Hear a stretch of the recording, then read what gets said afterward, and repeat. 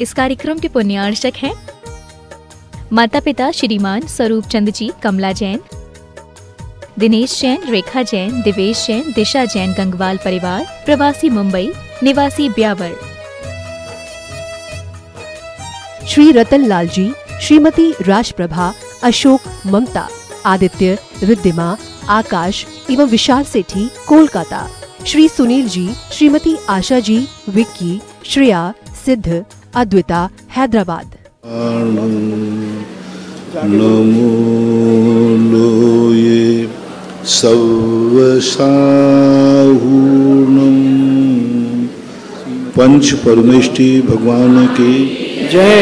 आचार्य श्री गुरुवर कुंद कुंद महाराज की जय। आचार्य श्री गुरुवर विद्यासागर महाराज की जय। परम पूजनीय निर्व्यापक श्रवण मुनि श्री सुधा सागर जी महाराज की, समस्त मुनि संघ की, छुल्लक श्री 105 गंभीर सागर जी महाराज श्री के चरणों में एक क्षामी सहित आग्रह है कि जो ऑनलाइन जिज्ञासा हमें प्राप्त हुई है उस समाधान के लिए जगत पूज्य निर्व्यापक श्रमण मुनि पुंगव श्री सुधा सागर जी ऋषिराज के समक्ष प्रस्तुत करें। निश्चय जैन बेंगलोर से पूछते हैं, नमोस्तु गुरुदेव, तीर्थंकर भगवानों का गोत्र में कश्यप गोत्र में जन्मे भगवान, ये कौन से कश्यप हैं? कश्यप गोत्र है भगवान महावीर स्वामी का। गोत्र जो होते हैं ये वंशानुगत रूप से स्थापित होते हैं।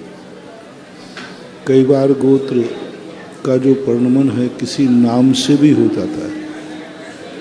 तो कश्यप गोत्री अपने आप में एक गोत्र है, ये परंपराएं चलती रहती हैं। गोत्रों से धर्म का संबंध नहीं था पहले।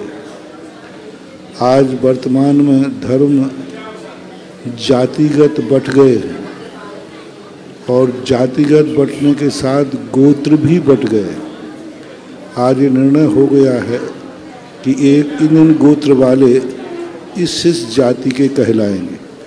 जैसे आज वर्तमान में ब्राह्मण हैं तो कश्यप गोत्री आदि ब्राह्मणों के रूप में माने जाने लगे। जैनियों के अलग गोत्र बने, वैष्णव के अलग गोत्र बने। तो आज जो गोत्र थे उन्होंने एक जातिकरण का रूप ले लिया और जाति के साथ साथ धर्म का डिवाइडेशन हो गया। पहले धर्म का डिवाइडेशन नहीं था। चौथे काल में सभी गोत्र थे, सभी जातियां थी, लेकिन धर्म के डिवाइडेशन नहीं थे। हुंडाव सर्पणी दोष के कारण से नाना प्रकार के धर्म आयतन स्थापित हुए और उनके कारण से ये आज प्रश्न उठने लगे कि कश्यप गोत्री तो ब्राह्मण थे, फिर महावीर स्वामी का गोत्र कश्यप कैसे हुआ? तो जब हम इतिहास को खोजते हैं तो गोत्र, सभी गोत्र जो थे वो जैन धर्म को मानने वाले थे, जैनी थे। किस प्रकार से जैसे वर्तमान में नेमिनाथ यदुवंशी थे, अब वर्तमान में यादव जो हैं जैन धर्म को नहीं मानते। तो लेकिन उस समय जब नेमिनाथ भगवान थे उस समय यदुवंशी जैन धर्म को मानने वाले थे और जैन धर्म को ही मानते थे। तो वर्तमान परिप्रेक्ष्य में जो समीकरण बिगड़ा है उस कारण से ये प्रश्न उठते हैं, अन्यथा ये नहीं हो। नरेंद्र जैन रुठियाई से पूछते हैं, नमोस्तु महाराज जी, मेरे कैसे कर्म का उदय है कि मेरे मन में जैसा होता है मैं वैसा करता चला जाता हूँ। अगर मंदिर जाने का मन होता है तो मैं जाता हूँ, नहीं होता तो रास्ते से लौट आता हूँ। ऐसे किस पाप के उदय से ऐसा मेरा होता है? अभी 2 दिन पहले मैंने इसी पर प्रवचन दिया था। स्वयं को जो प्रमाण मान लेता है वह जिंदगी में कभी कुछ नहीं कर पाता, क्योंकि हर विद्यार्थी काफी में सही ही लिखता है, वह सही मान के ही लिखता है और वह लिखते समय सोचता है मैं सही लिख रहा हूँ, लेकिन जब उसकी काफ़ी जांची जाती है तो सब कुछ गलत निकल आता है। तो यदि स्वयं को ही प्रमाण मान लिया जाए तो कोई भी विद्यार्थी फेल नहीं होगा, कम नंबर नहीं आएंगे, क्योंकि सभी विद्यार्थियों ने सही लिखा है। इसलिए स्वयं को अनुभव को प्रमाण पूज्यवर विद्यानंदी महाराज ने श्लोक वार्ता के अंदर अनुभव प्रमाण को निषेध किया, क्योंकि अनुभव खोटा भी होता है, अनुभव विकृत भी होता है। अनुभव झूठा हो ऐसा कोई नियम नहीं है, लेकिन अनुभव विकृत होता है। बताते हैं कि यदि किसी को पीलिया हुआ है तो चंद्रमा उसे पीला दिखता है, वो झूठ नहीं बोल रहा है, लेकिन वह सही भी नहीं है, विकृत है। तो आपकी जो स्वच्छंदवाद है, ये आपकी स्वच्छंदता है कि आप अपने मन के अनुसार जो करना चाहें कर रहे हैं। तो ना तो आपकी ज़िंदगी में तुम कभी सफल होगे, ना कोई आपका साथ देगा, क्योंकि आप व्यवहारिकता से रहित हैं। व्यवहारिकता में कई बार वो कार्य भी करना पड़ते हैं जो हमारी इच्छा के विरुद्ध भी होते हैं। संसार में, गृहस्थी में आप लोग ऐसे कितने कार्य करते हैं जिनकी इच्छा नहीं होती, फिर भी करना पड़ता है। 4 लोग घर में आ जाते हैं, रिश्तेदार आ जाते हैं, उनके अनुसार भी आपको कई बार चलना पड़ता है। तभी तुम्हारे अनुसार, तुम्हारी नीति क्या है, तुम्हारे अनुसार सड़क मुड़ना चाहिए, तुम्हारे अनुसार सड़क मुड़ना चाहिए या सड़क के अनुसार आपकी गाड़ी मुड़ना चाहिए। एक व्यक्ति कहता है मैं तो गाड़ी चलाऊंगा, मेरे अनुसार सड़क मुड़ेगी, तो अंत में एक्सीडेंट होगा कि नहीं। और जो व्यक्ति ये जानता है कि मैं सड़क के अनुसार गाड़ी को मोड़ेंगे, उसकी यात्रा सफल हो जाती है।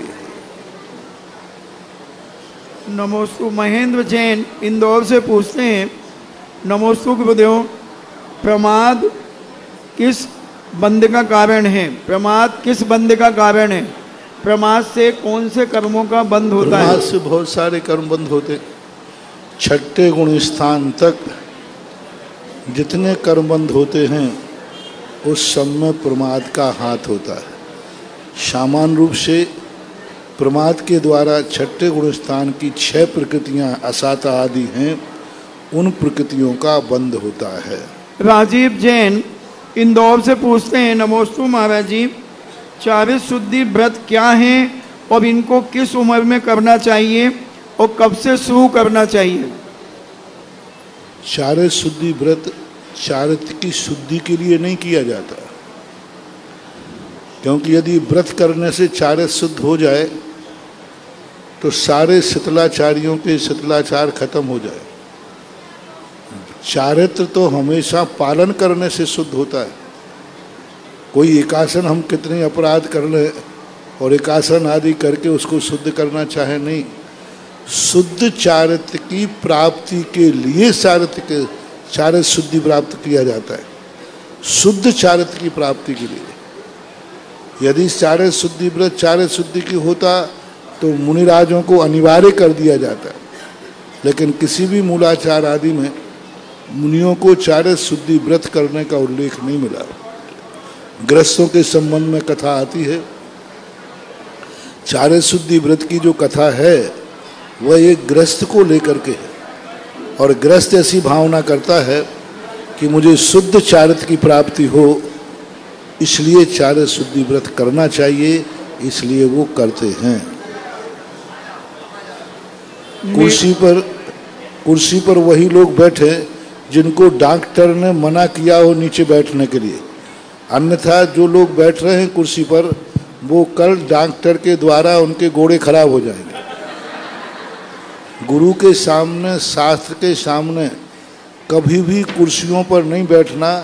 पैर लटका के बैठोगे वहीं से पैर गायब हो जाएंगे। इसलिए डॉक्टर ने कहा है तो वो मजबूरी में बैठे, बाकी शेष लोग नीचे बैठे। वो चश्मा वाले भाई, आपको डॉक्टर ने कहा है पीछे, युवा पीछे, हाँ जो साइड में देख रहे हैं, आपसे पूछ रहा हूँ, आपसे उसके पीछे खड़े हो जाओ। आपको डॉक्टर ने मना किया नीचे बैठने है? नहीं किया है तो नीचे बैठ जाए थोड़ा। इतने यंग ब्लड होकर के ऊपर बैठ कुर्सियों बैठ रहे। जिनको डॉक्टर ने मना किया वो नीचे बैठ जाए, कुर्सियां हटा दें।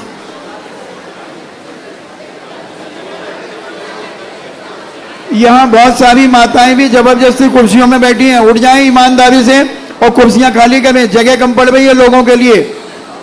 उठें, कुर्सियां हटाएं वहां से फटाफट। जिन्हें नीचे बैठने में परेशानी है केवल वो ही लोग कुर्सियों का उपयोग करें। जिन्हें नीचे बैठने में किसी तरह की परेशानी होती है वो ही लोग कुर्सियों पर बैठे। अगर घुटने की समस्या आपको है तो आप कुर्सियों का उपयोग करें, और हाल से आप नीचे बैठ जाएं और हाल से बाहर बैठे। कुर्सियां उठा के हाल से बाहर करो और कुर्सियां लेकर के इस परिसर में हॉल के बाहर सभी लोग बैठ जाएंगे। कुर्सियों का उपयोग अंदर न करें। देखो डिस्टर्ब होता है, लाइव चल रहा है, अच्छी बात है नहीं। पीछे वालों का ध्यान रखो, कितने लोग पीछे खड़े हैं। और सभी के पास क्षमता है नीचे बैठने की। कुर्सी दिख जाती है तो कुर्सी में बैठ जाते हैं। बोले नहीं।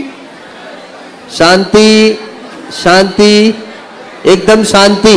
आपस की चर्चाएं बंद। अब जिज्ञासा समाधान के सत्र में पुनः हम लौटेंगे। मीठा लाल जी तलाटी वाले इंदौर से पूछते हैं, मृत्यु भोज तो नहीं होता है लेकिन निकट के रिश्तेदार बाहर से आते हैं तो उनके लिए भोजन की व्यवस्था करना। हम रिश्तेदारों में बाहर जाते हैं तो उनके यहाँ भोजन कर सकते हैं क्या? मृत्यु भोज तो नहीं करते। अब रिश्तेदारी में जाते हैं तो वह मृत्यु भोज का रूप नहीं माना जाता है, वो चल सकता है। देखिए पीछे वो जो भी लोग कुर्सियों पर बैठी है महिलाएं, हॉल के अंदर कोई भी कुर्सियों में नहीं बैठेगा। हॉल के बाहर बैठ जाएं, जल्दी से करें। सभी महिलाएं उठें अपने स्थान से और कुर्सी लेकर के हॉल के बाहर बैठें।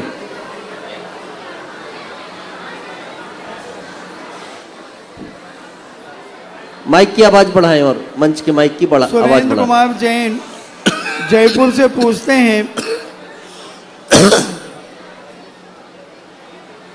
सुरेंद्र कुमार जैन जयपुर से पूछते हैं, नमोस्तु महाराज जी, एक आचार्य जो वैयावृत्ति के समय श्रावकों के साथ अश्लील हरकतें करें और उनके खिलाफ आवाज उठाने पर समाज उनका बहिष्कार कर दे उस व्यक्ति का, तो क्या यह उचित है? कोई आचार्य वैयावृत्ति के समय अश्लील हरकतें करते हैं। ये प्रश्न जिज्ञासा के नहीं है, चलें दूसरा करें।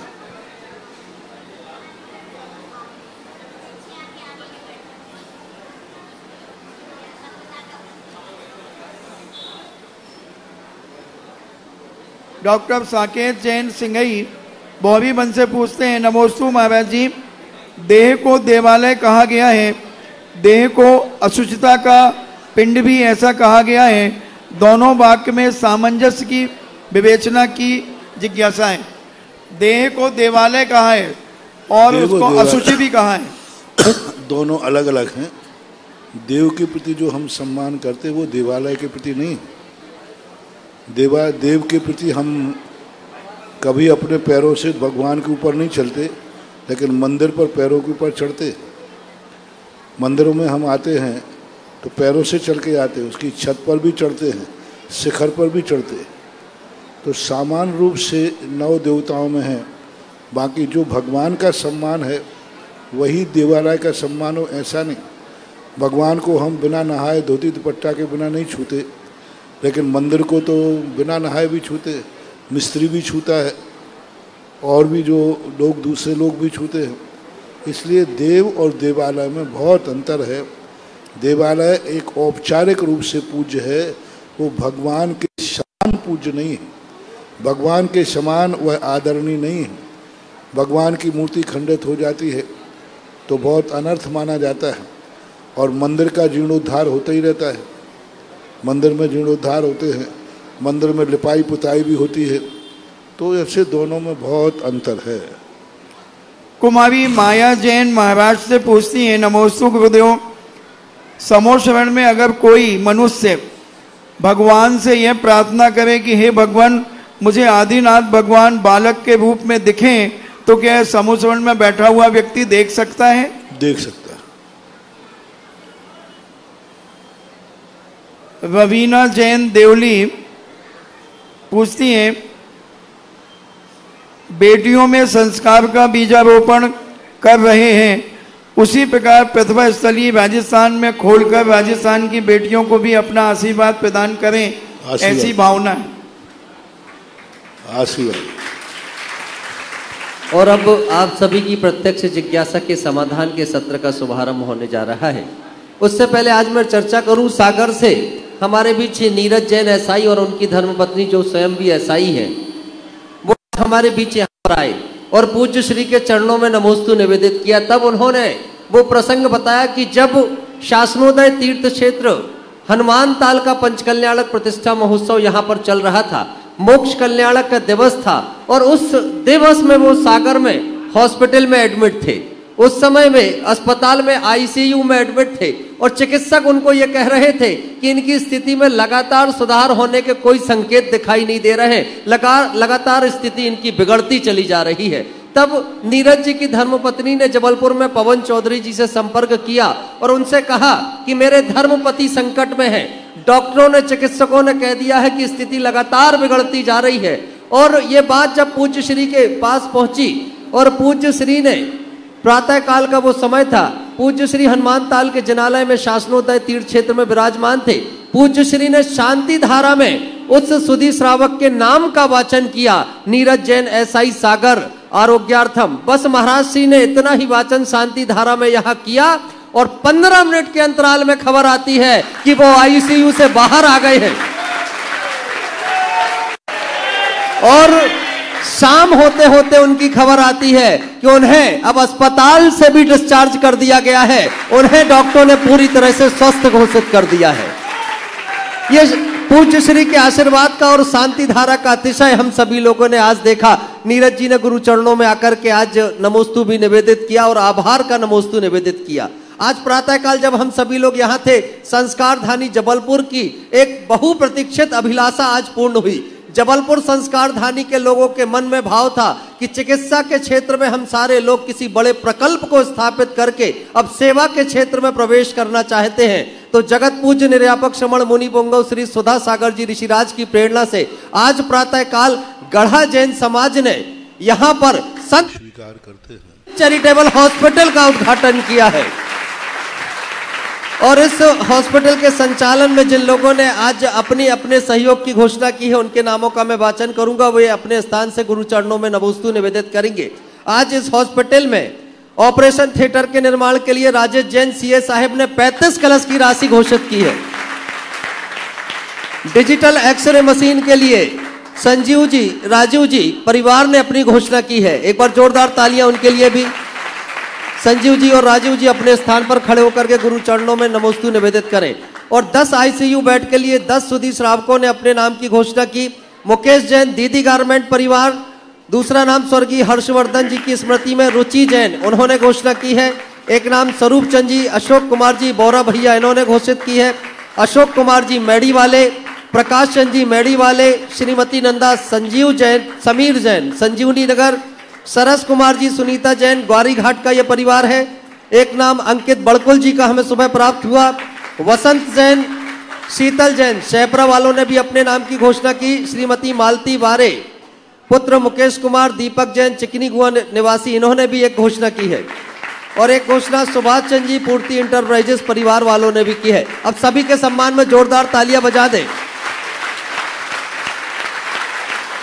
जबलपुर में अब पूज्य श्री की प्रेरणा से संत सुधा सागर जैन चैरिटेबल हॉस्पिटल आज से प्रारंभ किया गया है और यहाँ पर लोगों का रियायती दरों पर इलाज किया जाएगा। जिस ऑपरेशन के लिए जब आप किसी हॉस्पिटल में पहुंचते हैं 60-70 हजार की राशि बताई जाती है, संत सुधा सागर जैन चैरिटेबल हॉस्पिटल में उसी ऑपरेशन को रियायती दरों पर 18 से 20 हजार रुपए की राशि के माध्यम से यहाँ पर आपको सेवार्थ आपकी चिकित्सा की जाएगी।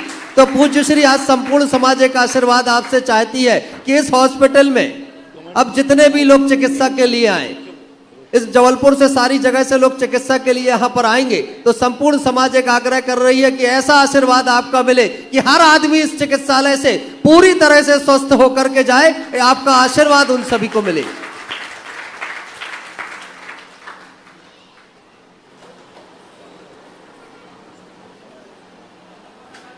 हमारे बीच दिलीप पटेल पूर्व पार्षद महोदय अपने स्थान से खड़े होकर के नमोस्तु निवेदित कर लेंगे। और आज इस चिकित्सालय की एक कमेटी भी घोषित होने जा रही है। संत सुधा सागर जैन चैरिटेबल हॉस्पिटल प्रबंध समिति अंतर्गत श्री दिगंबर जैन मंदिर गढ़ा, श्री पार्श्वनाथ दिगंबर बड़ा जैन मंदिर गढ़ा जबलपुर। संयोजक के पद पर रहेंगे हमारे सम्मानित श्री राजेश कुमार जी जैन सीए साहिब, और सदस्य बनेंगे अशोक कुमार जी जैन बोरा, मनीष कुमार जी जैन कोयला वाले, सचिन कुमार जी जैन पनागर, अंकित जी बड़कुल, सचिन जैन गोलू, राजू कुमार जी जैन विद्याश्री। सभी अपने स्थान से गुरु चरणों में नमोस्तु निवेदित करें। जगत पूज्य निर्यापक श्रमण मुनि पुंगव श्री 108 सुधा सागर जी ऋषिराज के सानिध्य में आज ट्रस्ट कमेटी द्वारा एक निर्णय पारित किया गया है, जिसमें इस प्रस्ताव पर सभी लोगों ने अपनी सहमति दी है कि श्री दिगंबर जैन मंदिर गढ़ा ट्रस्ट के अंतर्गत आरंभ किए गए प्रकल्प संत सुधा सागर जैन चैरिटेबल ट्रस्ट की प्रबंध समिति में उक्त महानुभाव हॉस्पिटल से संबंधित सक्रिय कार्यकर्ता ट्रस्ट कमेटी की ओर से नियुक्त किए जाते हैं। ये प्रबंध समिति आज यहाँ पर नियुक्त की गई है। साथ ही एक और निर्णय किया गया है, दिगंबर जैन मंदिर गढ़ा ट्रस्ट द्वारा सर्वसम्मति से निर्णय किया गया है कि जगत पूज्य निर्यापक श्रमण मुनि पुंगव श्री 108 सुधा सागर जी ऋषिराज के आदेश निर्देशन एवं भावनाओं के अनुसार ही हॉस्पिटल का संचालन किया जाएगा एवं मंदिर के पुनरुद्धार का कार्य किया जाएगा। पूज्य गुरुवर के द्वारा दिए गए निर्णय कमेटी के लिए सर्वमान्य होंगे और हर विषय पर अंतिम निर्णय जगत पूज्य निर्यापक श्रमण मुनि पुंगव श्री 108 सुधा सागर जी ऋषिराज का मान्य होगा। पूज्य गुरुवर ने आज दिनांक 22/5/2022 दिन रविवार को संपूर्ण जिनालय का निरीक्षण किया। तदुपरांत समाज हित में निर्देशित किया है कि मंदिर जी के द्वार सुधार कार्य के लिए प्रतिभा जी यहाँ ठीक है बच्चा, जो भी निर्देश पूज्य महाराज श्री ने जिनालय से संबंधित दिए हैं, मंदिर समिति उन सारे निर्देशों का पालन करेगी और शीघ्र जो भी मंदिर में जो भी सुधार कार्य होंगे उनका निवारण किया जाएगा। ये संकल्प मंदिर समिति ने आज यहाँ पर लिया हुआ है। पूज्य श्री, आज सभी लोगों का बस इतना ही भाव है कि जबलपुर को पहले हॉस्पिटल की सौगात आपके आशीर्वाद से मिली है, जैन चैरिटेबल हॉस्पिटल की। यहाँ जो भी मरीज चल करके आए, ऐसा आशीर्वाद आपका फले कि हर पेशेंट यहाँ आने के बाद पूरी तरह से स्वस्थ होकर के ही जाए। पहला तो मेरा एक काम है कि संसार में कोई व्यक्ति बीमार ही ना हो। दूसरा, मेरी भावना है जो बीमार हो भी जाए तो वो हमारी शांति धारा से ठीक हो जाए। तीसरा कार्य है, जहाँ शांति धारा काम न करे फिर उसके बाद अस्पताल में आकर के वो ठीक हो जाए। यानी 3 आइटम मैंने भावना रूप दिए। तीनों में से मुझे विश्वास है, इन तीनों में से कोई ना कोई व्यक्ति चीज ऐसी जरूर तुम्हें लागू होगी जो तुम्हें रोग से निरोग बना देगी। ये मेरा आशीर्वाद है। अब जिज्ञासा समाधान के लिए आप सभी को हम आमंत्रित करेंगे। इस क्रम में सबसे पहले अध्यक्ष महोदय अशोक जैन बीमा वालों को आमंत्रित करूंगा, वे अपनी जिज्ञासा रखेंगे। उसके बाद ब्रह्मचारिणी भव्या जैन तैयार रहें। हेलो,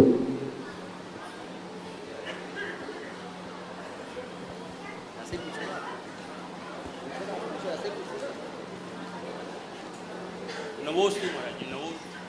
महाराज जी, सन 1999 में आपके द्वारा क्या बोलते हैं,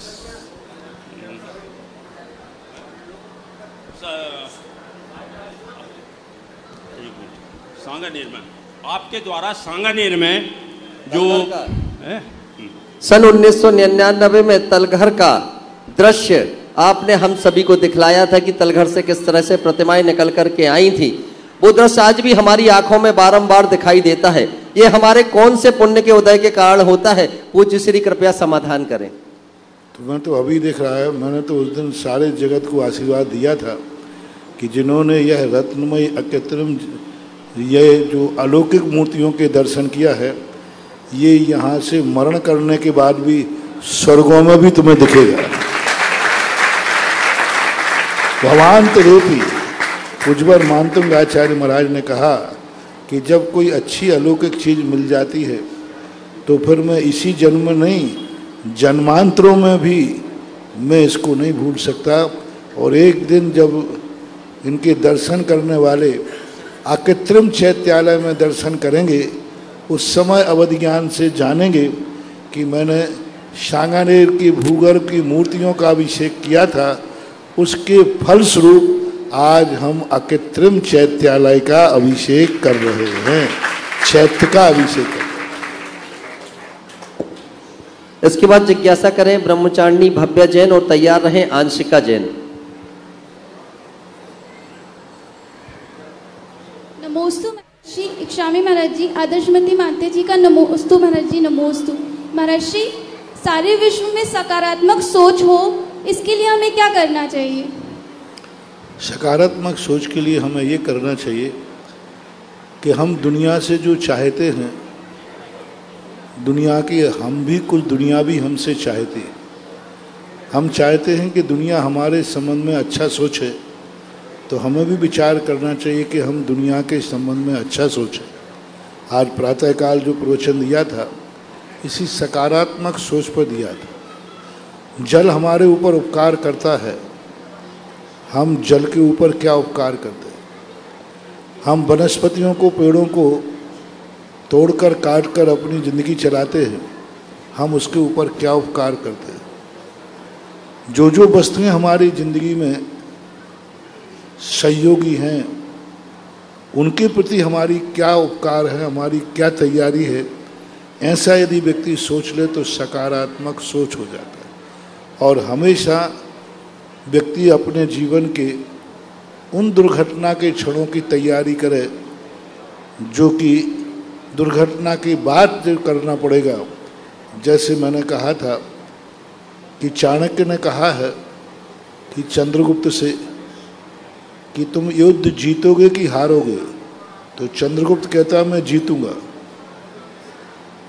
तो जीत की तैयारी कर ली? बोले हाँ साहब, जीत की मैंने तैयारी कर ली। तो चाणक्य कहते हैं यदि हार गए तो क्या तैयारी है? यदि हार गए तो क्या तैयारी है? यदि जो हारने की तैयारी पहले से करके रखता है, वो हार करके भी जीत जाता है।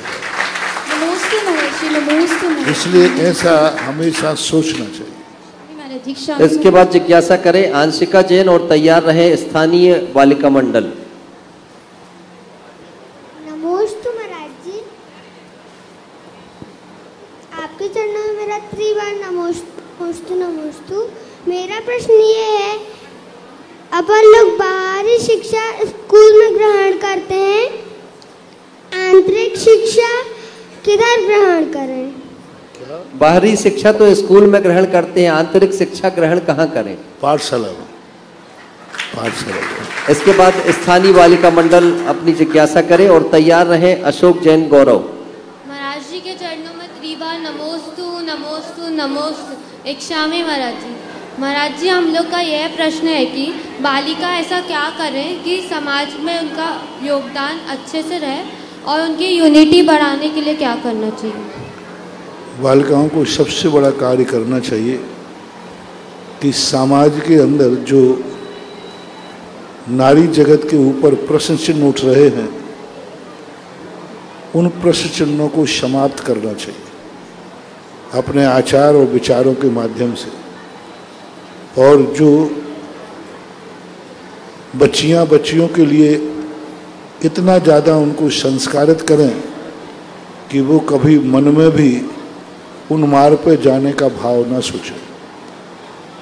बच्चियां जब बच्चियों का ग्रुप बना करके एक मीटिंग करें, सोच करें कि हमें ज़िंदगी में जिन माँ बाप ने पाला है, हम उनकी ज़िंदगी भर उनका साथ नहीं दे सकते हैं, लेकिन हम अपनी ज़िंदगी में ऐसा कोई कार्य नहीं करेंगे जिससे माँ बाप को शर्मिंदगी महसूस हो, माँ बाप के लिए दुख महसूस हो, और उनके मान सम्मान के लिए हमें एक कटिबद्ध होना चाहिए। ब्राह्मी सुंदरी का हम पूर्ण आदर्श नहीं मान सकते, लेकिन हम ये तो मान सकते हैं कि जिन माँ बाप के कुल में हमारा जन्म हुआ है उस कुल की मर्यादाएं हम रखेंगे। इसके लिए आप अपने बच्चियों का संगठन बनाएं, और संगठन में माँ समाज की ही सेवा नहीं, स्वयं हमारे संगठन की, हमारे नगर की, हमारी समाज की हमारी बहन कैसी होना चाहिए, कैसा जीवन जीना चाहिए, ऐसी शपथ लेकर के इन मंडलों की तैयारी होना चाहिए, जिससे समाज गौरवान्वित महसूस हो कि हमारे नगर की बच्चियां इतनी आदर्श होती हैं। महाराज जी, लेकिन अगर लड़कियां नहीं आए तो क्या करना चाहिए? लड़कियां बुलाने में भी नहीं आए मीटिंग में तो क्या करना चाहिए? बुलाने में नहीं आए तो घर जाके उठा के लाना चाहिए। सबसे बढ़िया तरीका है। देखो, बहुत अच्छी बात है। एक बार ऐसा हुआ, ऐसे प्रश्न जैसे बच्ची ने किया, एक लोगों ने कहा, जैसे हम अभिषेक की विधि बनाते ना, तो लोगों ने कहा कि महाराज जी कोई दोस्त, हमारा दोस्त यदि अभिषेक को नहीं आवे किसी दिन तो मैंने कहा उसका सबसे अच्छा तरीका है कि सारे अभिषेक करने, अभिषेक के बाद उसके घर पहुंच जाओ। और भैया मैं तो इसलिए आया कहीं आप बीमार तो नहीं हो कहीं, तो उसको सबको चाय पिलाना पड़ेगी, और आजू बाजू के लोग कहेंगे भाई आज तेरे यहाँ सब कुछ बैठने क्यों आ रहा है।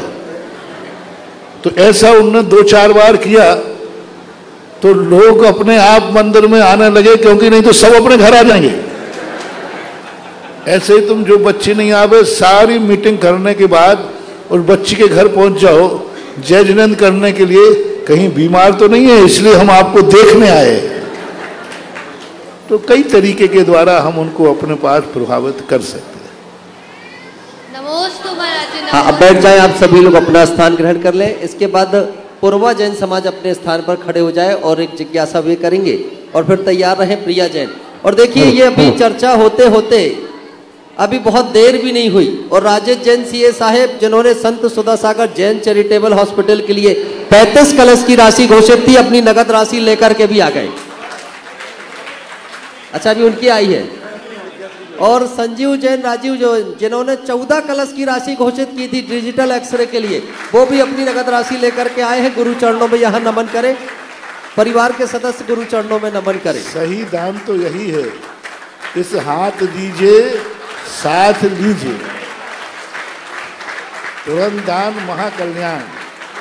देखो, दान तुम देते हो, लेकिन ये तुरंत दान देता है, इनका आज से ही पुण्यबंध की स्थिति बन जाती है।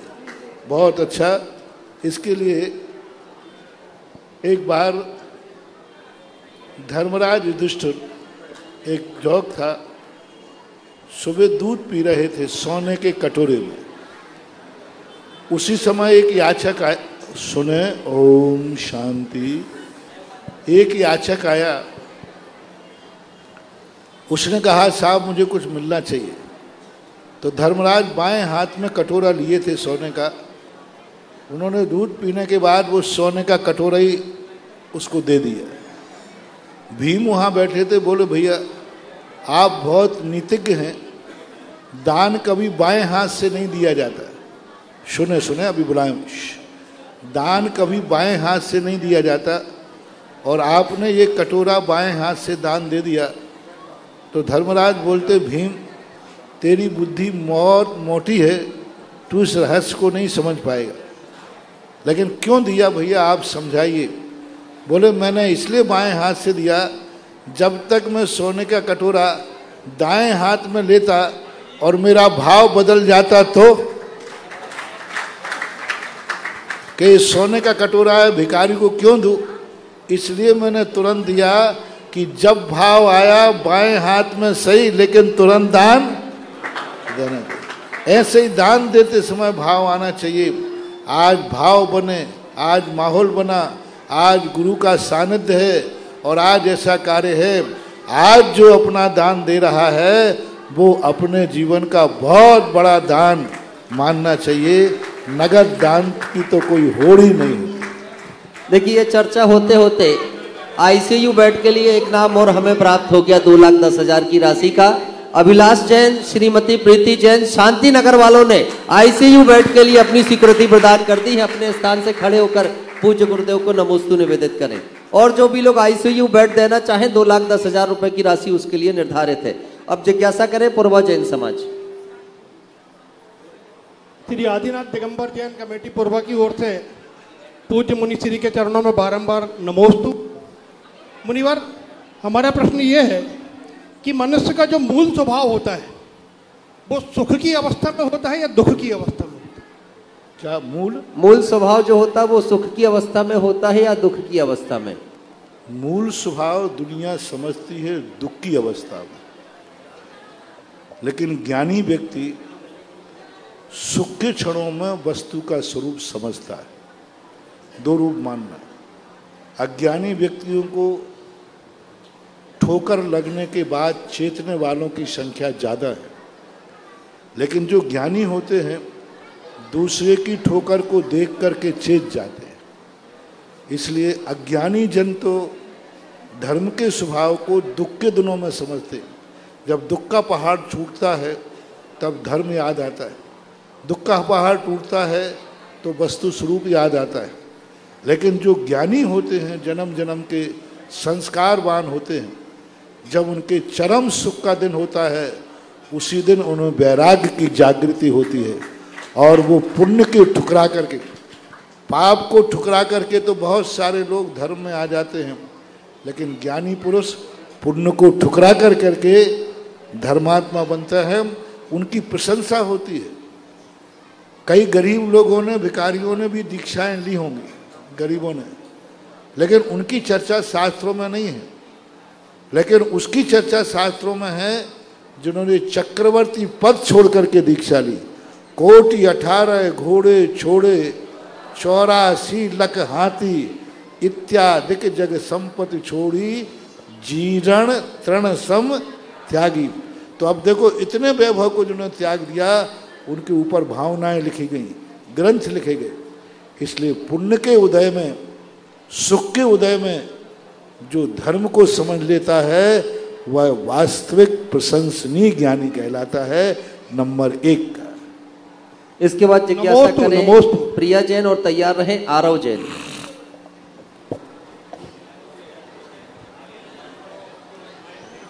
नमोस्तु महाराज जी, इक्षामी महाराज जी।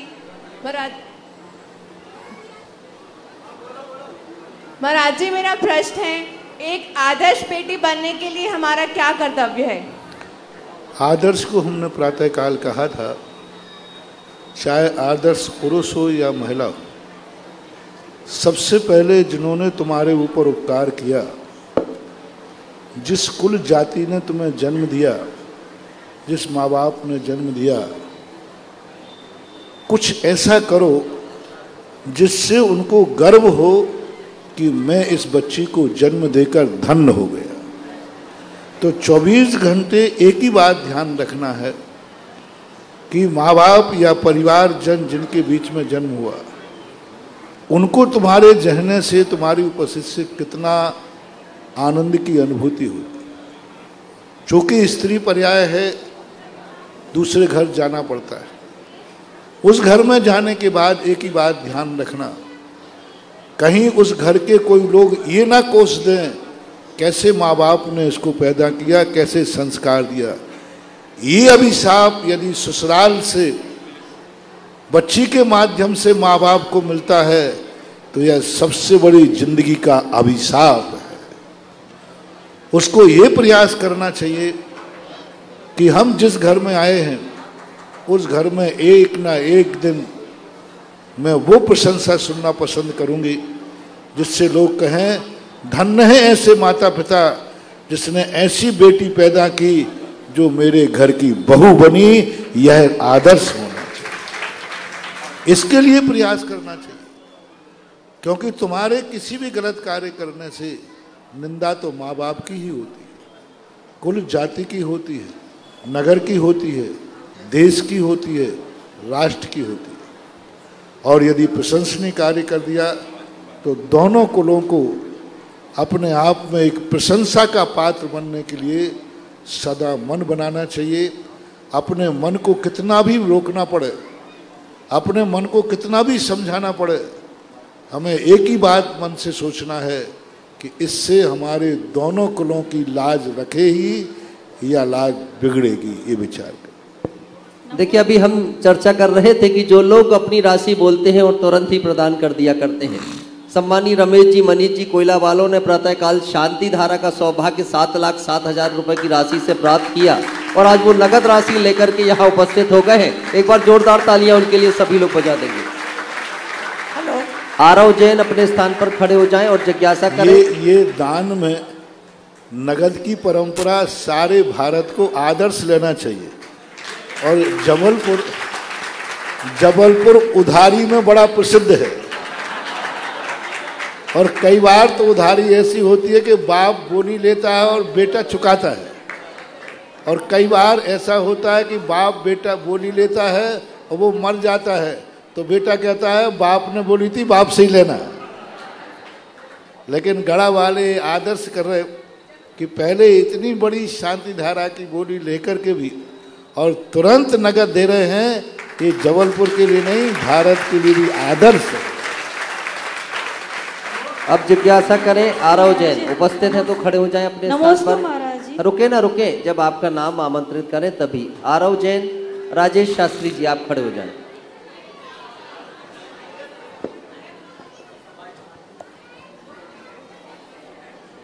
नमस्ते महाराज जी, मेरा प्रश्न है कि महाराज जी खड़े के आर क्यों लेते हैं, माता जी बैठ के आर क्यों रहती है? क्या कह रहे हैं? नमस्ते महाराज जी, मेरा प्रश्न है कि महाराज जी खड़े हो के आर क्यों लेते हैं, माता जी बैठ के आहार क्यों लेते हैं? मुन्नी महाराज खड़े होकर के आहार क्यों लेते हैं और आरिका माता जी बैठ करके क्यों आहार लेते हैं? अब इन छोटे बच्चों को मैं क्या जवाब दूं? बच्चों के लिए प्रश्न गरिमापूर्ण हो, उम्र वाले व्यक्ति करे, 8 साल से नीचे का कोई भी बच्चा प्रश्न न करे। राजेश शास्त्री जी जिज्ञासा करेंगे और उसके बाद ज्योति अहिंसा जी तैयार रहे। स्वर्गों के देव और मंदिर के देवादिदेव को बतलाने वाले महादेव को मैं प्रणाम करता हूँ। पूज्य श्री आचार्य मांगनंदी मुनिराज जी ने अभिषेक पाठ में लिखा है, अथ पौर्वाणिक देव वंदन्याम पूर्वाचार्य नुकमेण शकल कर्म छयातम भाव पूजा। यहाँ पर भाव पूजा वंदना समितम श्री पंच महागुरु का वर्णन लिखा है, अभिषेक का वर्णन नहीं लिखा महाराज श्री। भाव पूजा वंदनार्थम, अभिषेक चूंकि पूजा का आद्य अंग है, पूजा के अंगों में एक अभिषेक भी अंग आता है, इसलिए वहाँ ये कहा गया कि मैं द्रव्य से तो पूजा कर ही रहा हूँ, भाव पूजा के निमित्त से, क्योंकि द्रव्य की क्रिया भावों के लिए की जाती है। द्रव्य व्रत लिया जाता है भावों की शुद्धि के लिए। राग द्वेष निवृत्ति चरणम प्रतिपद्यते साधु, मैं जो द्रव्य चारित अंगीकार कर रहा हूँ ये भावों की शुद्धि के लिए कर रहा हूँ।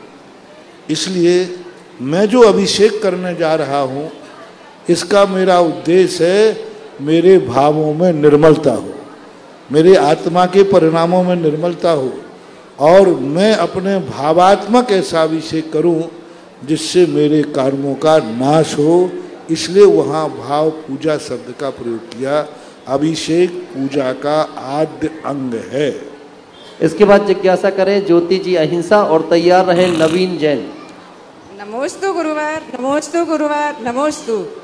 कर्म और पुरुषार्थ में क्या संबंध है? जैसे कि कोई व्यक्ति किसी काम में कम मेहनत करके ज्यादा फल प्राप्त कर लेता है और दूसरा व्यक्ति वही काम ज्यादा मेहनत करके उस कम फल को प्राप्त करता है, तो इसमें महाराज जी कर्म और पुरुषार्थ को कैसे समझें? पहली बात तो भाग्य को लोग, कोई भाग्य कोई चीज है ही नहीं। मैं बहुत बार चीज कहा, कल का जो पुरुषार्थ किया था वो आज का भाग्य है। कल हमने खोटा किया था हमारा खोटा नसीब है, कल हमने अच्छा किया था आज हमारा अच्छा नसीब है। तो हम भूल गए कल का लिखा हुआ कि कल जो हमने किया था वो भी हमारा पुरुषार्थ ही था। जब पुरुषार्थ बासा होता है तो भाग्य बन जाता है, और जब पुरुषार्थ ताज़ा होता है तो पुरुषार्थ कहलाता है।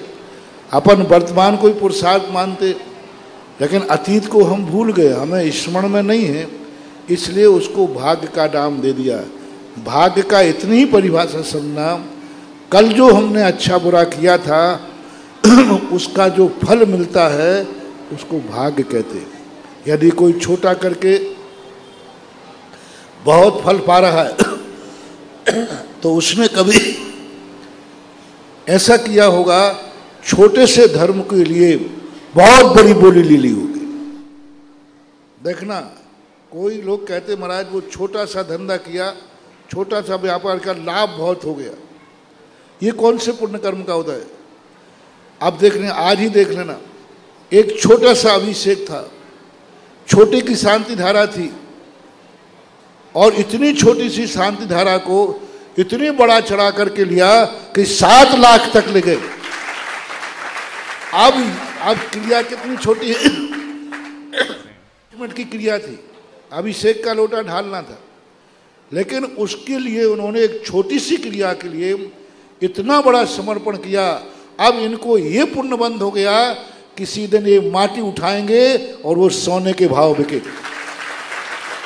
अब ये नसीब बन गया, अब इनके नसीब में लिख गया है कि कल के दिन ये छोटा सा काम करेंगे और उसमें लाभ ज़्यादा होगा, क्योंकि छोटी सी क्रिया का मूल्य कितना कर दिया। तो जब कोई क्रियाओं को व्यक्ति मूल्य करता है, जब वो कहता है नहीं क्रिया के छोटी या बड़ी, लेकिन मैं इसको अनमोल कर दूंगा, जो धार्मिक क्रियाओं को अनमोल कर देते हैं उनके नसीब, उनका भाग, किस्मत ऐसा लिखा जाता है कि वे छोटी सी मेहनत करते हैं और लाभ ज़्यादा। और जो लोग बड़ी से बड़ी धर्म की क्रिया को बहुत छोटी दृष्टि से देखते हैं, बहुत छोटी दृष्टि से, बोले कि इतना बड़ा कार्य है, और सोचते कम से कम में मुझे धर्म मिल जाए, कम से कम में मुझे बोली मिल जाए, और कार्य बहुत बड़ा है, ऐसे लोगों का नसीब लिखा जाता है कि बहुत बड़ा व्यापार करते हैं और लाभ कम होता है, खोदते पहाड़ हैं, निकलती चुहिया है। इसके बाद जिज्ञासा करें नवीन जैन, उनके परिवार से भाभी जी करेंगी जिज्ञासा, और तैयार रहें विनीता जैन छिंदवाड़ा। नमोस्तु गुरुदेव। गुरुदेव, जब किसी व्यक्ति को हमसे काम होता है वो विनम्र व्यवहार करते हैं, और जब काम हो जाता है तो उद्दंड व्यवहार करने लगते हैं, क्या ये उचित है? सुने क्या बोल? फिर से जिज्ञासा करें।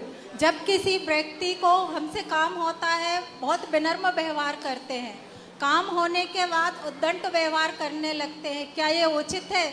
ऐसे लोग कैसे श्रेणी में आते हैं? इस नियम को तो पहले स्वयं पालन करना चाहिए।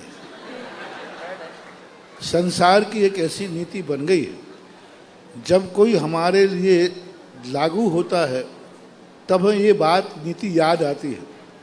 जब हम दूसरों के साथ यह करते हैं कि ना जाने कितने लोगों ने मेरे ऊपर उपकार किए, लेकिन हम उपकार को भूल जाते हैं। आज प्रातःकाल का प्रवचन हमने यही तो दिया था कि सबसे पहले जिंदगी में हमें उनको याद रखना है जो हमारे जीवन के सहयोगी हैं, जो हमारे ऊपर उपकार करते हैं। कृत उपकारम न विस्मरन्ति साधवा, जो सज्जन पुरुष होते हैं वो दूसरों के किए हुए उपकार को नहीं भूलते, और जो दुर्जन लोग होते हैं वो किसी के उपकार को मानते नहीं हैं। तो ये तो उनके साथ होगा। आज जो किसी के उपकार को नहीं मान रहे हैं, काम जब सर हो जाता है तो भूल जाते हैं, कल उनके साथ भी वैसा ही होगा, तब उनको ये पता चलेगा कि मैंने ये भूल की थी। इसके बाद जिज्ञासा करें विनीता जैन छिंदवाड़ा, और तैयार रहेंगे हिंगोली जैन समाज के प्रतिनिधि मंडल के सदस्य। और हम नगद दान की चर्चा कर रहे थे, एक नाम और हमें प्राप्त हुआ था सुबह अशोक जी का, वे भी अपनी नगद राशि लेकर के आ गए हैं। एक ICU बेड की अशोक जैन, शुभम साड़ी अंश जैन।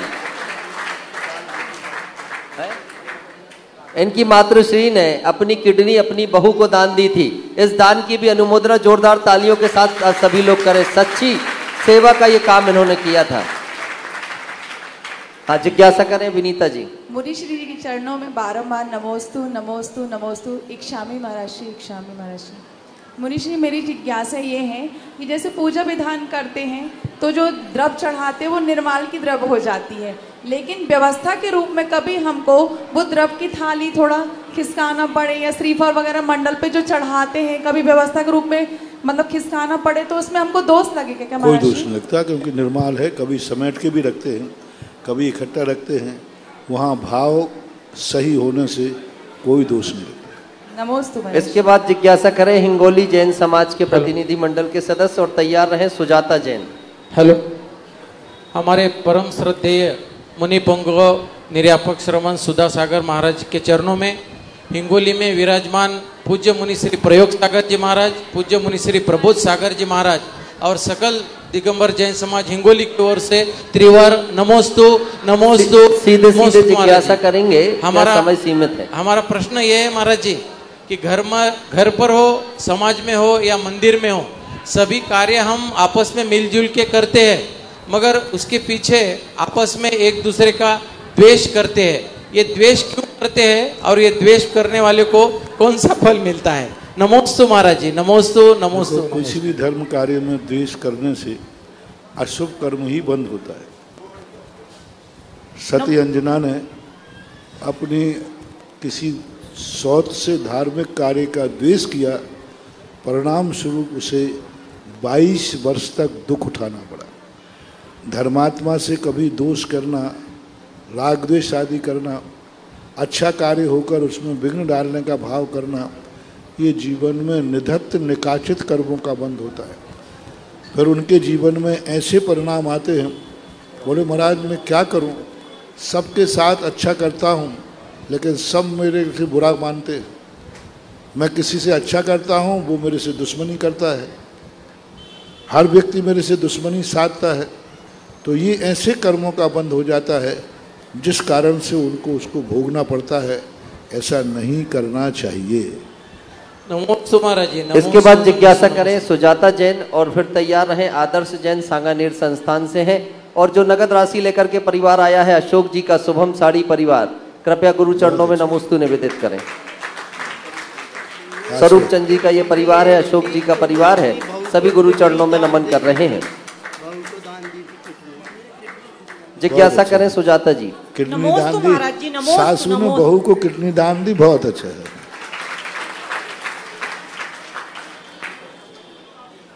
हाँ सुजाता जी जिज्ञासा करें। नमोस्तु महाराज जी, नमोस्तु। मेरी जिज्ञासा ये है कि आजकल जो जैन समाज के लड़के लड़कियां दूसरी समाज में शादी कर रहे हैं, कई बार तो माता पिता को इस बारे में पता होता है, कभी कभी पता भी नहीं होता है, तो उस शादी में हम लोग को जाना उचित है? हमें कितना दोष लगता है उस शादी में जाने में? नहीं जाना चाहिए, समर्थन नहीं करना चाहिए।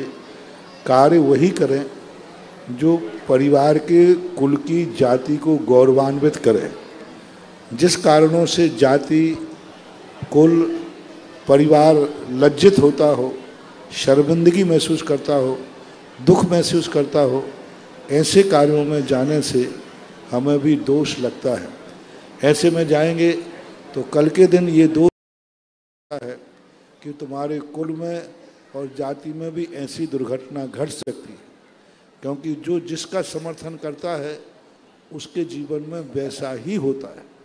यदि ऐसे कार्यों का तुमने समर्थन किया तो तुम्हारे कुल जाति परिवार में भी कभी ऐसी दुर्घटना घट सकती है। इसलिए ऐसे कार्यों को यदि रोक नहीं सकते हैं तो ऐसे कार्यों में शामिल नहीं होना चाहिए। इसके बाद जिज्ञासा करें आदर्श जैन सांगानेर संस्थान से और तैयार रहें प्रीति जैन। समर्थ संस्थ की संस्थान सांगानेर परिवार की ओर से गुरुवर के चरणों में त्रिवार नमोस्तु नमोस्तु नमोस्तु इच्छामि महाराज जी। महाराज जी मेरी जिज्ञासा ये है कि जब समुखघात की स्थिति बनती है उस समय जीव का घात, जीव के द्वारा किसी का घात होता है कि नहीं? नहीं, समुद्घात के समय जो आत्मा के प्रदेश निकल के नहीं जाते, फैलते। आत्मा का प्रदेश जब तक 3 शरीरों से दूसरों की हिंसा होती है, औदारिक, वैक्रियक और कुचित कदाचित आहारक से, हालांकि आहारक से ज़्यादा नहीं होता, लेकिन फिर भी किसी भी रूप में, क्योंकि ये बादर होते, सूक्ष्म होकर के भी बादर हैं, लेकिन कार्बन का योग जो होता है, कार्बन का योग के समय, जिस समय आत्मा के प्रदेश कार्बन का योग में होते हैं, उस समय किसी जीव का घात नहीं होता। मारणांतिक समुद्र घात से आत्मा के प्रदेश बाहर फैलते हैं तो रास्ते में जाते समय किसी जीव को बाधा नहीं पहुंचती, ऐसा मानना चाहिए। नमोस्तु महाराज जी। और इसके बाद प्रीति जैन जिज्ञासा करें और तैयार रहें अनूप जैन। महाराज श्री के चरणों में नमोस्तु नमोस्तु नमोस्तु। महाराज श्री, जब हम स्वाध्याय करते हैं तो उस समय हम लोग याद तो करते हैं, उस समय याद हो जाता है, लेकिन थोड़े समय बाद भूल जाते हैं। तो क्या ये हमारे कुछ पूर्व जन्म के कर्म के कारण होता है? इसमें पहली बात तो है, याद करते हो भूल जाते हो, ये भूलने की बीमारी नहीं है, ये रुचि की कमी है। पढ़ता हुआ भूल जाते हो। यदि किसी दुश्मन ने तुम्हें गाली दी हो, वो कितने जल्दी भूलते हो?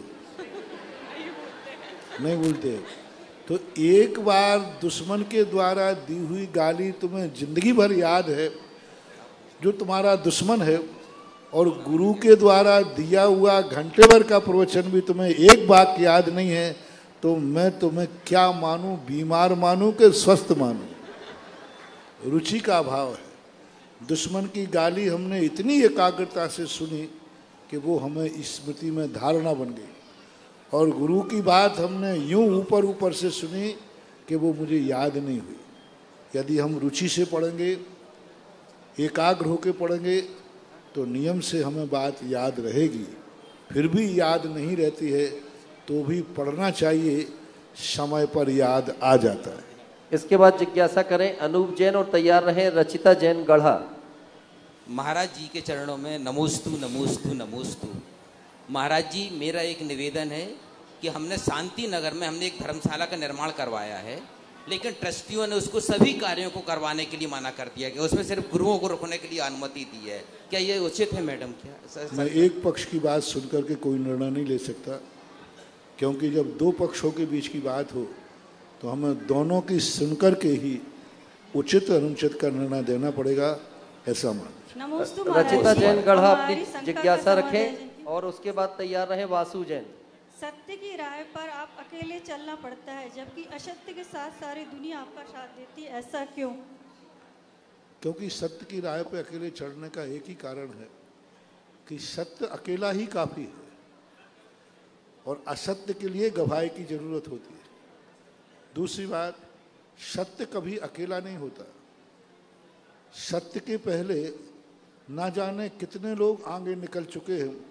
थोड़ी सी स्पीड बढ़ाना है, आगे सत्य का साथ देने वाले बहुत मिल जाएंगे, क्योंकि सत्यवान जीव जो है वो इतनी स्पीड से आगे निकल जाता है कि हमें भी उसके अनुसार स्पीड बढ़ाना पड़ेगी। और यदि हमने स्पीड बढ़ा ली तो रास्ते में सत्य को चलने वाले लोग भी मिलते, सत्य की प्रशंसा होती है। सत्य भली ही द्रोहित हो, अंत में सत्यमेव जयते, अंत में सत्य की ही प्रशंसा होती है, सत्य का ही लोग साथ देते हैं, अंत में सत्य ही जीवन का उद्धार करता है। इसके बाद जिज्ञासा करें वासु जैन और तैयार रहे श्रीमती नंदा।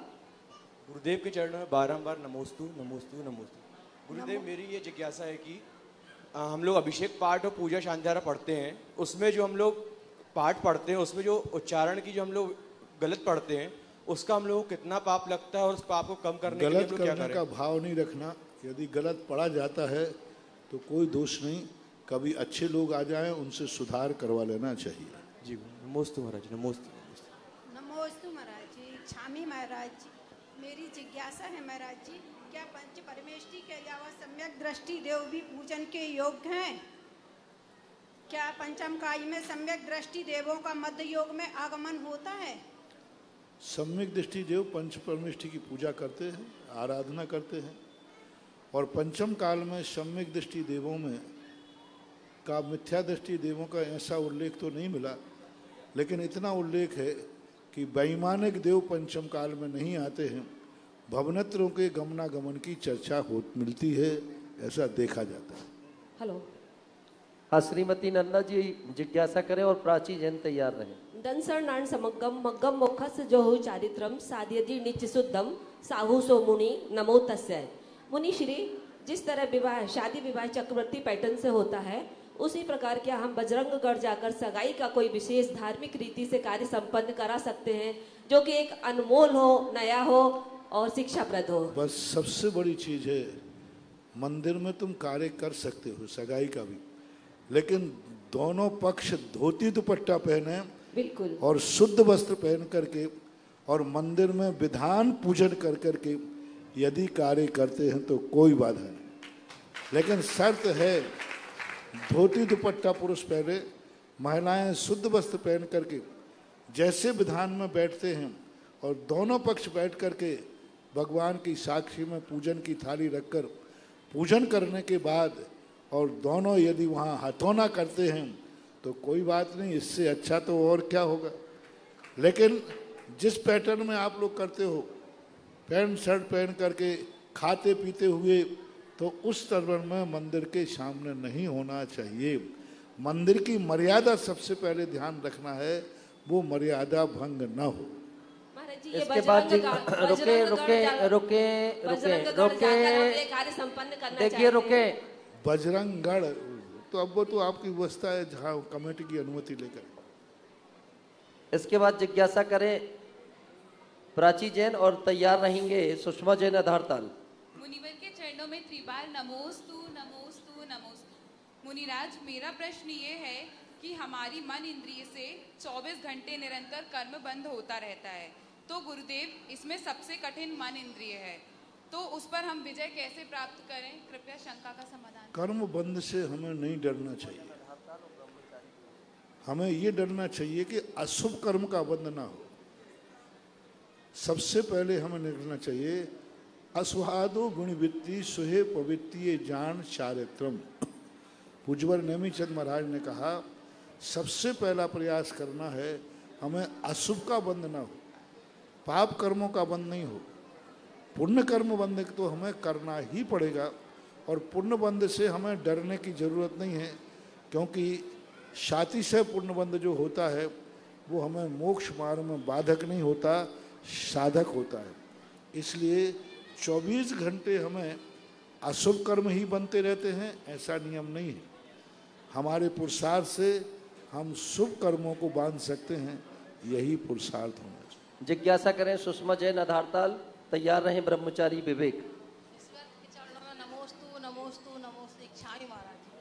आज मेरी ये जिज्ञासा है कि जो स्वर्गवास हो जाता है यदि किसी का, तो अपन 13 दिन में विधान करके मंदिर के दर्शन करते हैं तो ठीक है, लेकिन जब उसके बाद अपन पुण्यतिथि में उनके नाम से अपन विधान करते हैं तो वो आत्मा तो दूसरी जगह जन्म ले लेती है, तो उस विधान का उस आत्मा की शांति के लिए जो विधान अपन करते, मरने वाले का विधान से कोई संबंध नहीं है।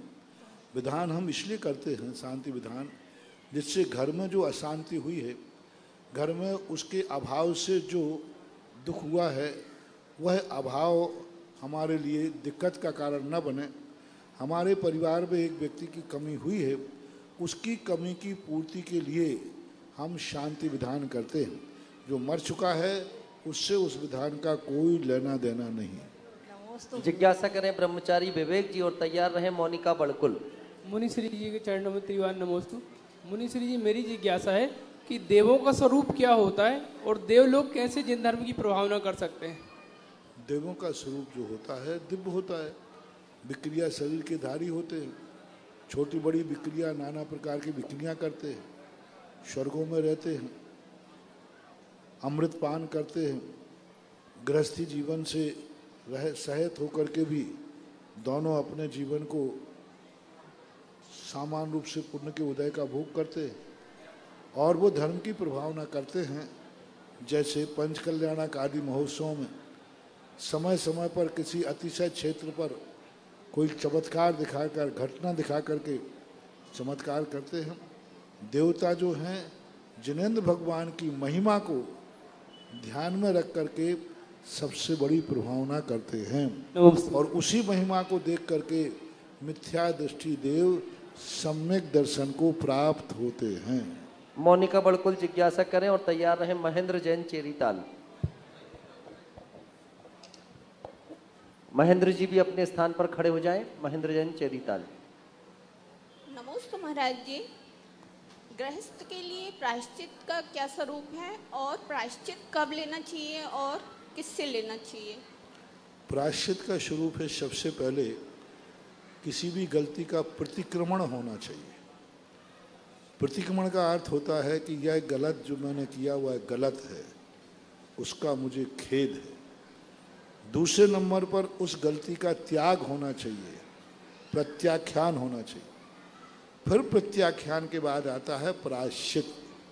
तो प्रायश्चित अनेक प्रकार का होता है। छोटी गलतियां होती हैं तो आलोचना मात्र से, हा दुट्टकयम, हा दुट्ट चिंतियम, हा दुट्ट भाष्यम, मेरे से गलत हुआ, ये नहीं होना चाहिए।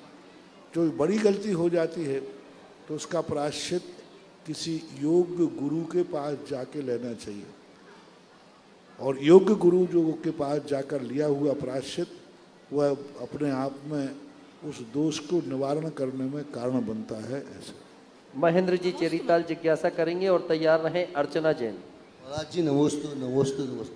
महाराज जी रात में सोने के पहले भाव पूजा कर सकते हैं? रात में सोने के पहले भाव पूजा सोने के पहले भाव पूजा करना है। भाव पूजा नहीं कहलाती, वो स्तुति कहलाती है। हमारे यहाँ पूजा शब्द रूढ़ है। पूजा शब्द वही है जो अष्टद्रव्य से पूजा की जाती है, वही पूजा रूढ़ है। शास्त्रों में भाव पूजा भाव वंदना की बात कही गई है, तो उसके लिए हम स्तुति का रूप दे सकते हैं। स्तुति के रूप में पढ़ने में कोई बाधा नहीं है, क्योंकि पूजा में जिस प्रकार से हम भगवान की स्तुति करते हैं उसको हम स्तोत्र का रूप दे दें तो ज़्यादा अच्छा रहेगा। अन्यथा पूजा का हम समर्थन कर दें तो लोग रात में पूजाएं भी चालू कर देंगे, इसलिए उसका नाम है स्तुति स्तोत्र। इसके बाद जिज्ञासा करें अर्चना जैन और तैयार रहेंगे नीतेश जैन। नमोस्तु महाराज जी, इच्छा में महाराज जी मेरी जिज्ञासा ये है कि जब किसी के घर में शोर छूतक हो जाती है तो जो व्यक्ति मंदिर के बाहर खड़ा होता है और जो अंदर प्रवेश करता है, यदि उसको वो टच करके अंदर प्रवेश करता है तो क्या पूजा कर सकता है, जिनवाणी छीन सकता है?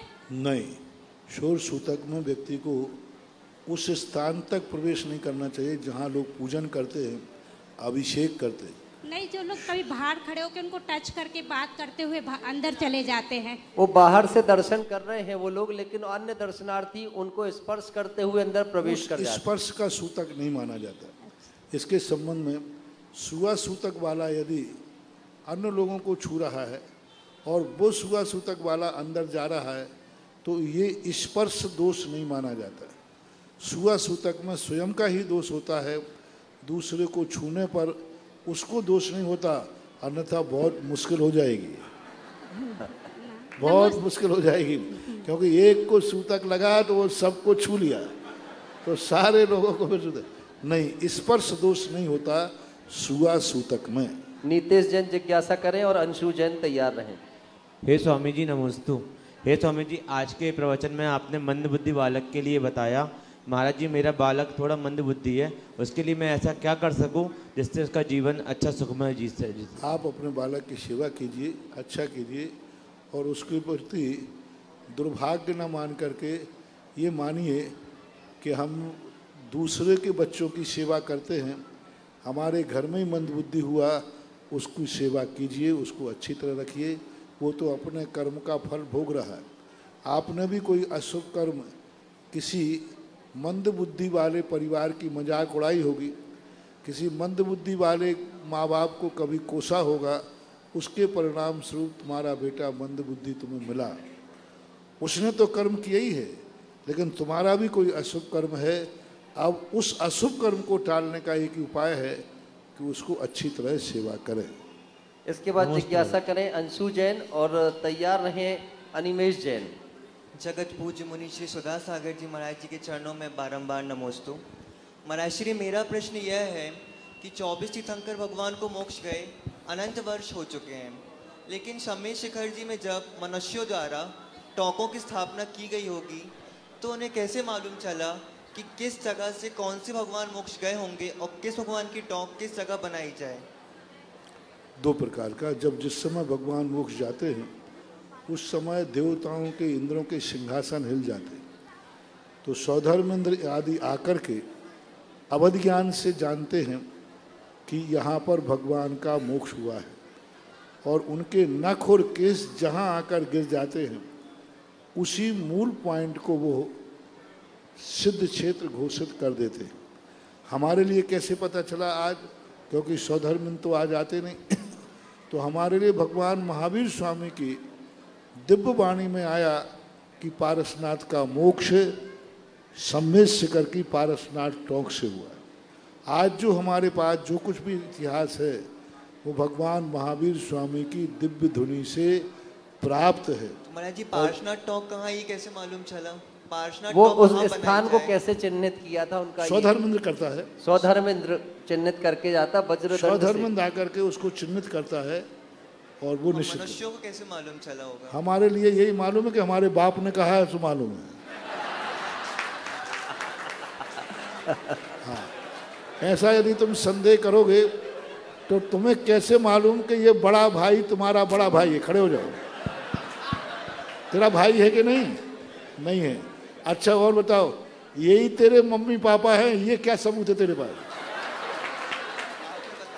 क्यों बोलो ना, बोले मम्मी ने कहा पापा ने कहा कि मैं तेरे मम्मी पापा हैं तो मान लेते हैं। ये बड़ा भाई है, ये तुम्हारे माँ ने कहा बड़ा भाई। इसी प्रकार से कुछ चीज़ें ऐसी होती हैं जो परंपरा से प्राप्त होती है। अब मैं जैसे तुम कहो महाराज जी ये इतनी बातें तुम कह रहे हो, ये आपको कहाँ से आई? मेरे गुरुजी ने बताई। आप गुरुजी के पास कहाँ से आए? उनके गुरुजी ने बताई।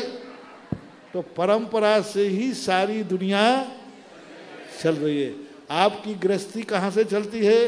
परंपरा से। ये दादाजी थे रे, किसने बताया कि ये दादाजी है? बोलो, पापा ने बताया।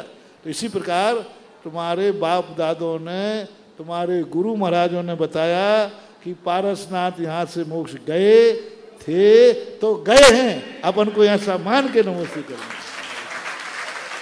अनिमेश जैन जिज्ञासा रखें और तैयार रहें। मेहर राजीव जैन।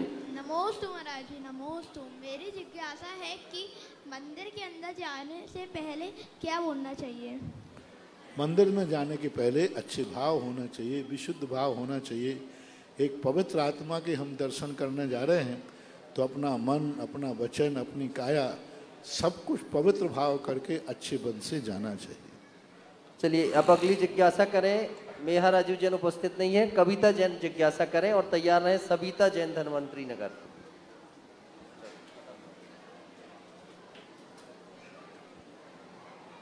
नमोस्तु महाराज जी, इच्छामी महाराज जी। महाराज जी मेरी जिज्ञासा है, पैर कैसे पनपता है, क्यों पनपता है और कहाँ तक जाता है और इसकी परिणति क्या होती है? बैर जो पनपता है हमारी कोई भूल से पनपता है। हम अपनी भूल के कारण से सामने वाले को बैरी बनाते हैं और कभी कभी सामने वाला अपनी कोई भूल के कारण से बैर साध देता है।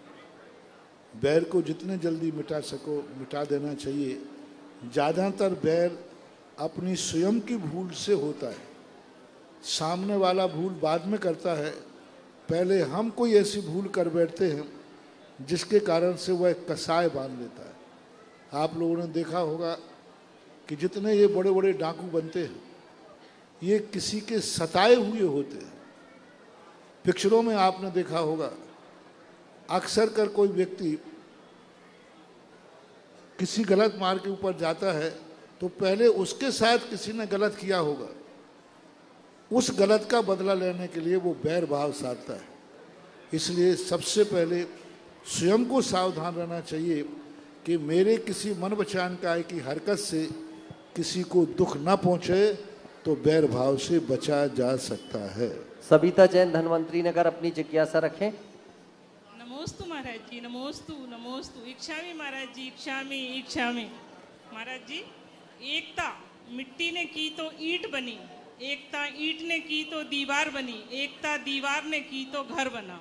ये बेजान चीज़ें हैं, ये सब एक हो सकते हैं तो हम इंसान हैं, लेकिन इंसान में एकता नहीं हो पाती, ऐसा क्यों? एकता नहीं होना हमारी अहंकार है। एक या व्यक्ति के जब पुण्य का उदय आता है तो व्यक्ति अकड़ता है, हमें किसी की जरूरत नहीं है, मेरे पास सब कुछ है। उस एकता का एक ही कारण है कि व्यक्ति की जिंदगी में दुख बना रहे तो एकता बनी रहेगी। सुखी हुआ नहीं और वो अकड़ा नहीं। तो कई बार कर्मों की ठोकरों से व्यक्ति एकता को प्राप्त हो जाता है। कल युग में पूज्यवर वीर सिंह स्वामी महाराज ने लिखा, कलऊ एकता बलम। कल युग में एकता ही शक्ति है, चाहे परिवार की हो, चाहे समाज की हो, चाहे राष्ट्र की हो, चाहे साधु संघों की हो। जिस घर में, जिस समाज और परिवार में एकता है, वह परिवार समाज सुरक्षित है। और जिसमें एकता नहीं है, ना परिवार सुरक्षित है और ना समाज सुरक्षित है। महाराज श्री पंचकल्याणक प्रतिष्ठा महोत्सव भेड़ाघाट की कमेटी आपके चरणों में उपस्थित है। प्रदीप जी रद्दी वाले आए हुए हैं और वहाँ पर पंचकल्याणक की सारी तैयारियां बहुत तेजी से चालू हैं और जो कुछ वहाँ पर हो रहा है सब कुछ आपके आशीर्वाद से हो रहा है, क्योंकि एक ऐसे विश्व पर्यटन स्थल पर पंचकल्याणक प्रतिष्ठा महोत्सव होना है जो विश्व मानचित्र पर अब सिर्फ पर्यटन के लिए प्रसिद्ध नहीं होगा, बल्कि आपके आशीर्वाद से एक जैन तीर्थ के रूप में भी प्रसिद्ध होगा। भेड़ाघाट के पंचकल्याणक का तो अभी इनको कॉलोनी कॉलोनी हम जा रहे हैं, तो इनको भी पीछे पीछे प्रचार करना चाहिए था। अब मैं तो, और वस्तुतः भेड़ाघाट का पंचकल्याणक तो एक अपने आप में नर्मदा नदी के किनारे का पंचकल्याणक है। और भेड़ाघाट तो वैसे ही विश्व प्रसिद्ध वाटरफॉल है और वहाँ पर जैन देव के भगवान की मूर्ति की स्थापना होना और वहाँ पर पंचकल्याणक में इंद्र बन के बैठना गोल बाजार से कई गुना ज्यादा पुण्य का कारण है। जो लोग गोल बाजार में पंचकल्याणक में बैठे और अब भेड़ाघाट में बैठेंगे तो भेड़ाघाट की भूमि अलग एनर्जी है।